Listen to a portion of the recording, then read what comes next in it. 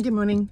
Some car conversations that happen in my life are always just wild when you have neurospicy kids, because as anyone will tell you, for lots of people who are neurodivergent, eyeball to eyeball contact is really overwhelming and is a problem.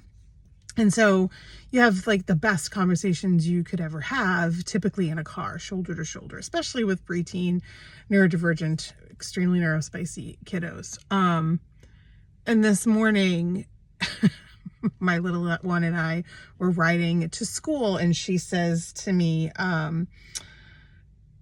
she's sort of, flabbergasted, right? And just sort of frustrated, and that huffing, the preteen huffing that happens. It makes me crazy.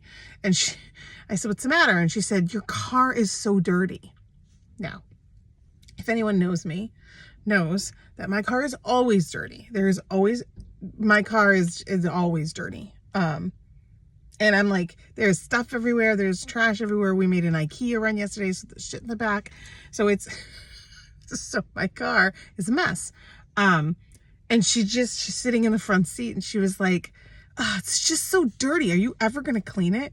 And I said, "Well, why does my car being dirty matter to you?" And she goes, "It just bothers me, and I can't think. Like, it just bothers me." And I was like, "Well, why does it bother you?" And she couldn't articulate it. And she was like, "Can you just clean it? Like, ugh, I hate it."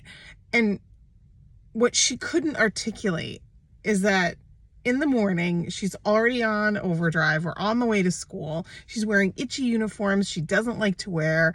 So, like, she's already on sensory overload. And then she gets in my car, and it's a mess. And she's like, "I can't take it." It like was the thing that just sort of explodes her into not quite ADHD rage, because she's not really there yet. But anyway, I just thought it was really funny that, we talk a lot about our school environments and our classrooms and our workplaces, and everyone wants to have an inclusive, neuro-inclusive workplace and everything. And it's just really funny to me, because the environments that we don't really think about, like my car, for example, being a complete disaster zone, is an environment that she navigates, that because it is dirty and messy and there's stuff all over the place. I mean, some of the stuff's hers, like soccer stuff.